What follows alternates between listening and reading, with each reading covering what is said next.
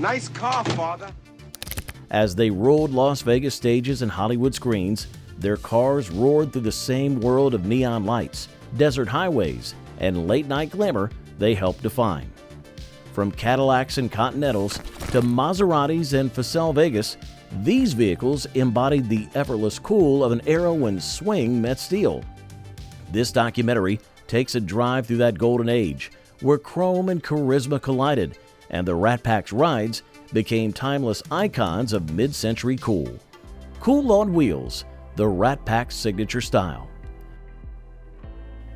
In the 1950s and 60s, when style was as important as success, the Rat Pack embodied a kind of masculine cool that defined the era, a blend of swagger, elegance, and effortless charm. Frank Sinatra, Dean Martin, and Sammy Davis Jr. didn't just perform cool, they lived it, and nowhere was that more evident than in the cars they drove. Just as their tuxedos were hand-tailored and their martinis precisely mixed, their cars were chosen to reflect the sharp contours of their personalities. Sinatra, ever the chairman of the board, preferred cars that spoke of quiet authority. Sleek Lincolns, Imperials, and later, Italian exotics that whispered success without shouting it. Dean Martin, with his laid-back confidence and sly grin, leaned toward European luxury, cars like the Facel Vega or Maserati, machines that exuded the same smooth sophistication as his voice. Sammy Davis Jr., the entertainer with unmatched flair, favored bold colors, custom touches, and Cadillacs that gleam like stage lights. For the Rat Pack, a car wasn't just transportation, it was an extension of performance. Their vehicles were props in the theater of cool, the steel and chrome versions of their public personas. The way they arrived, Sinatra's Lincoln gliding up to the sands, Martin's Vega purring into Beverly Hills, and Davis's Cadillac drawing eyes on the Strip, became part of their legend. These weren't men hiding behind luxury, they were defining it, turning every arrival into a show. In an era when America was falling in love with the open road, the Rat Pack's cars stood as rolling testaments to taste, power, and personality, proof that cool could be engineered, styled, and driven straight into immortality. Now let's look into the machines that they loved. Sinatra's 1942 Chrysler convertible.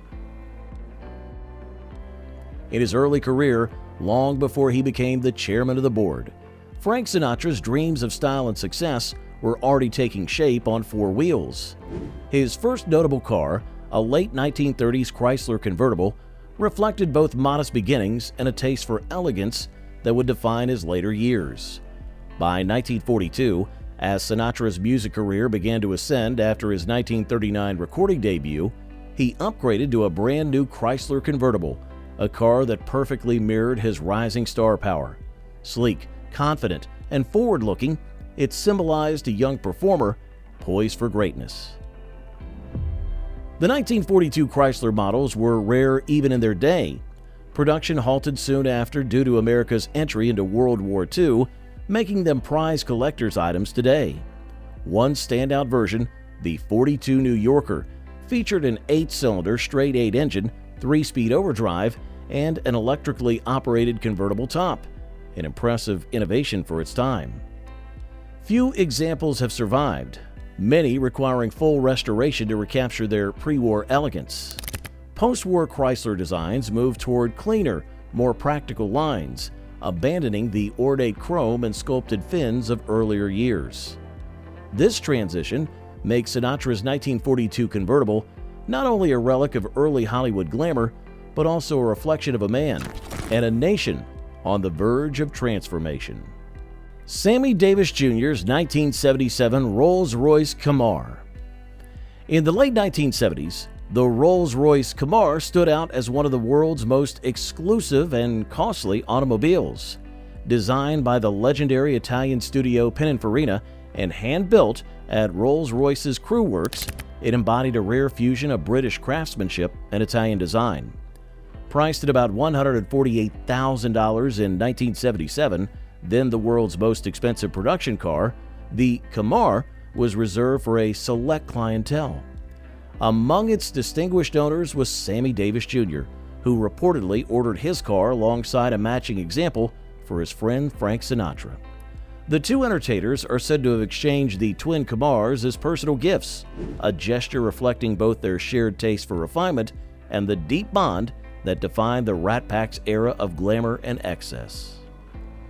Dean Martin's 1984 400 GTI.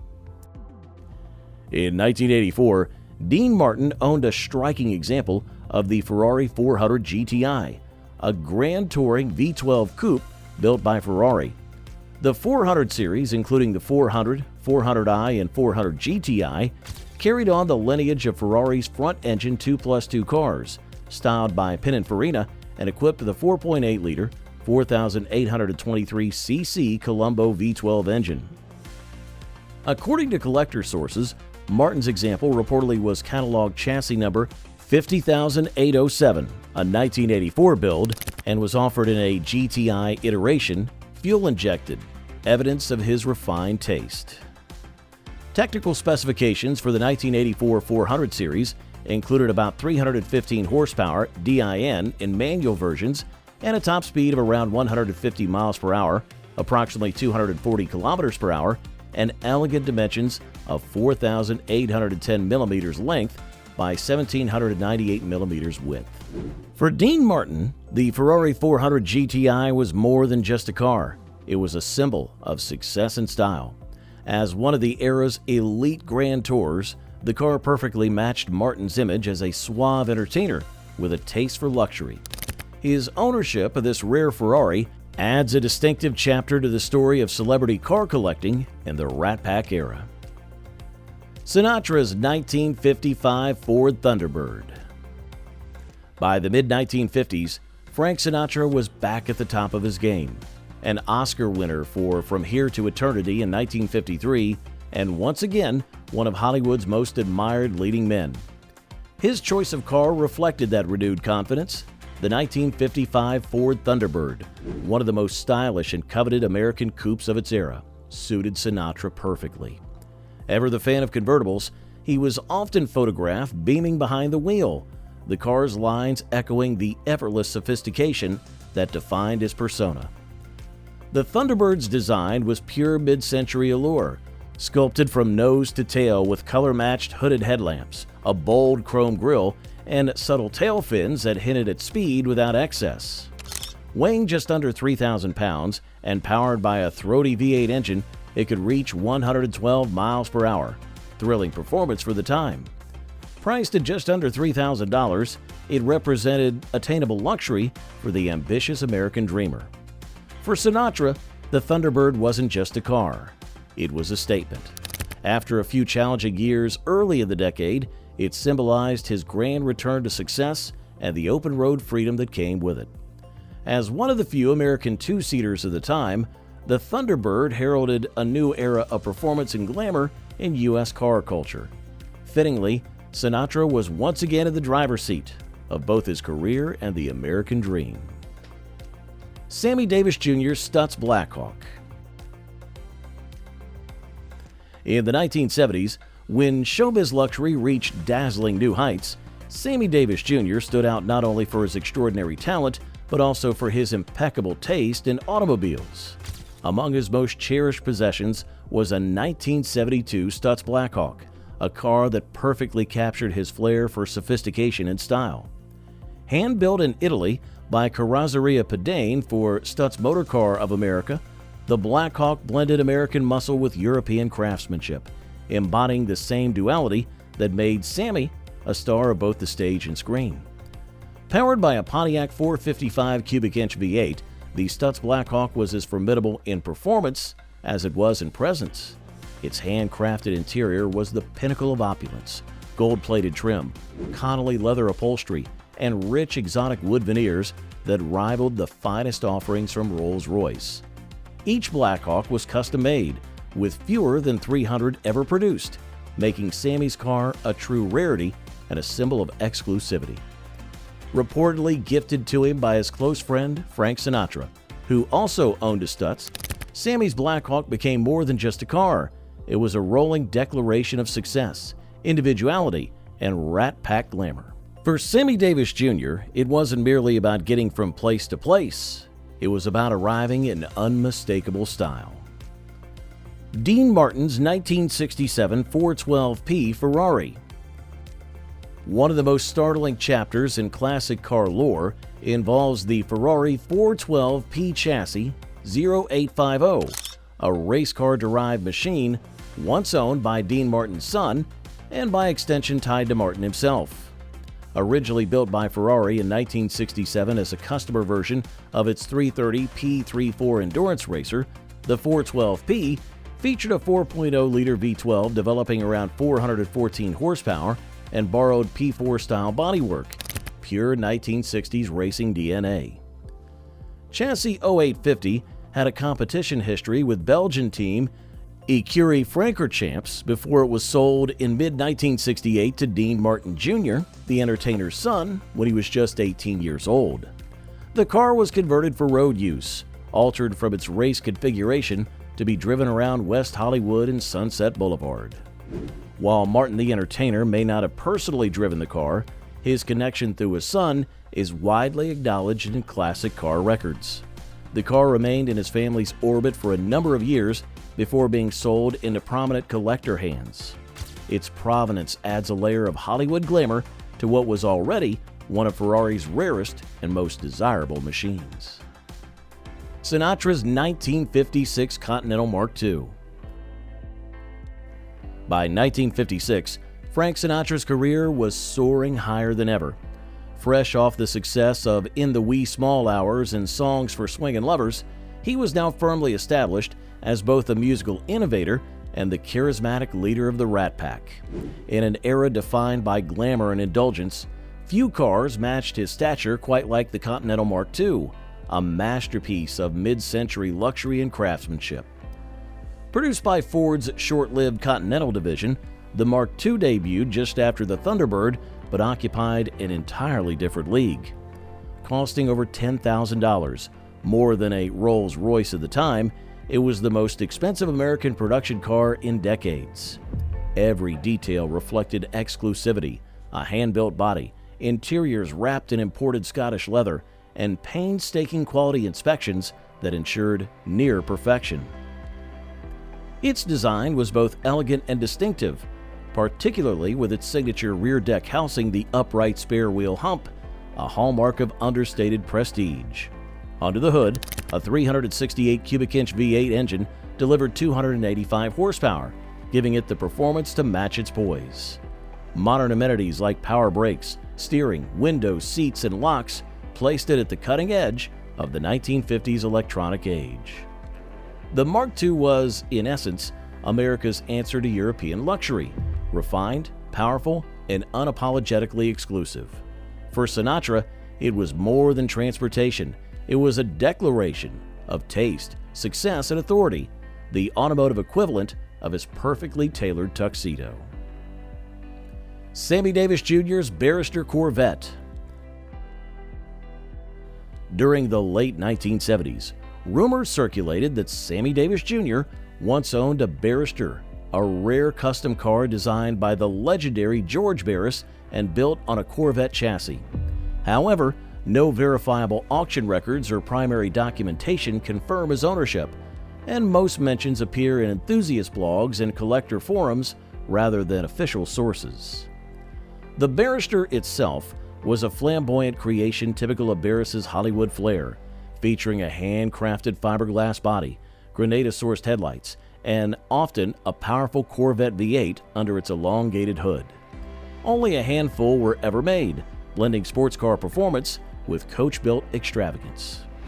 Whether or not Davis truly owned one, the association feels fitting. The Barrister's theatrical style and custom luxury would have perfectly matched the entertainer's taste for individuality and show-stopping presence on and off the stage. Dean Martin's 1972 Jaguar XKE 2+2 CPE V12.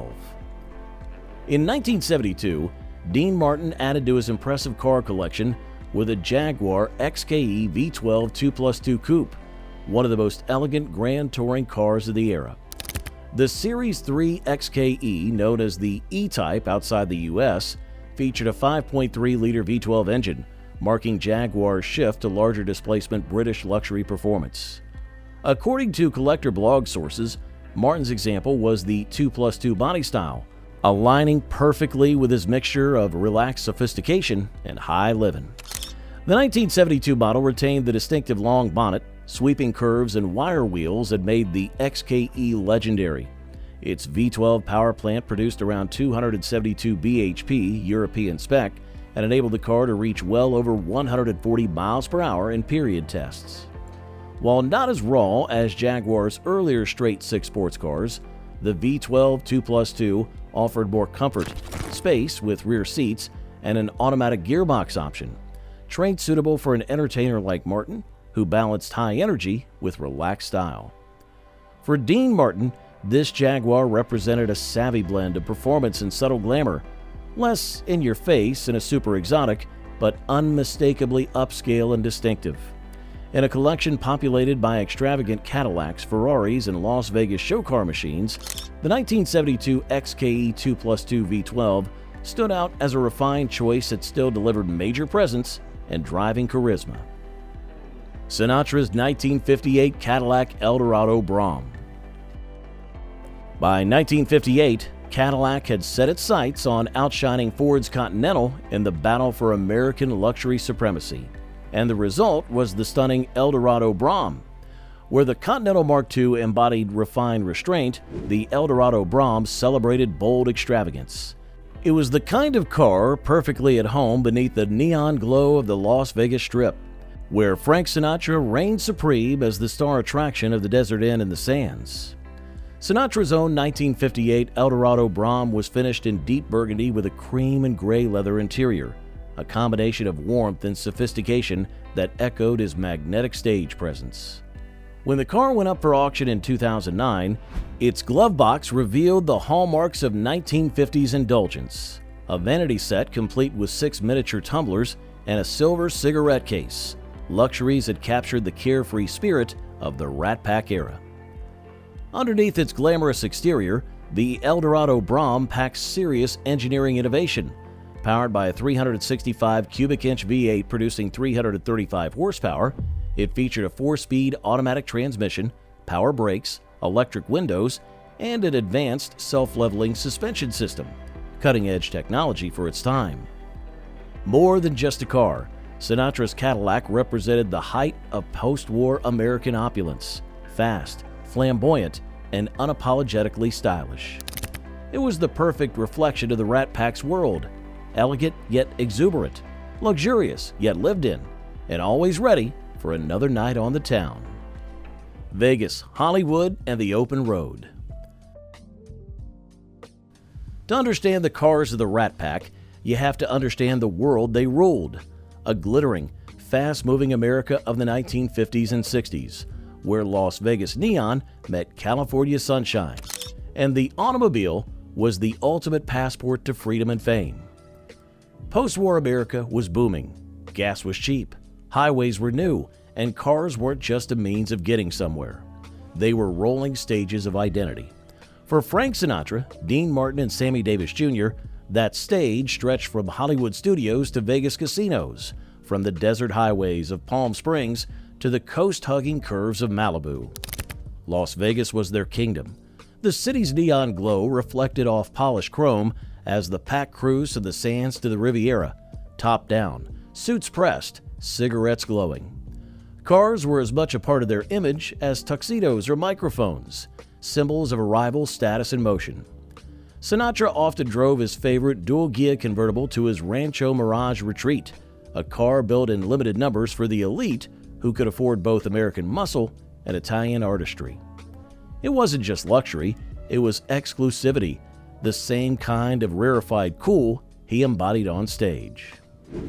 Hollywood too played its role. Cars there were props of celebrity, signifiers of a life larger than the screen. Dean Martin's Facel Vegas, a rare French Grand Tour, turned heads wherever he went, a subtle nod to European taste in a town obsessed with appearances. Sammy Davis Jr., with his love for flash and individuality, brought the same energy to his cars, customizing Cadillacs and Corvettes with vibrant colors and personal touches that mirrored his electric showmanship. And then there was the open road, Route 66, desert highways, and weekend escapes to Palm Springs. The Rat Pack's cars weren't meant to sit still. They were built to move, just like the men who owned them. Each mile captured the spirit of post-war America, restless, confident, and endlessly chasing the next thrill. In that golden era, cars weren't just machines. They were metaphors for the American dream. And for the Rat Pack, no dream was too big, no road too long, and no arrival ever went unnoticed. The Rat Pack's cars were more than luxury and horsepower. They were symbols of a moment when America dreamed in chrome and neon. Through Sinatra, Martin, and Davis Jr., we see how style, freedom, and fame merged on four wheels, leaving behind a legacy that still defines timeless cool.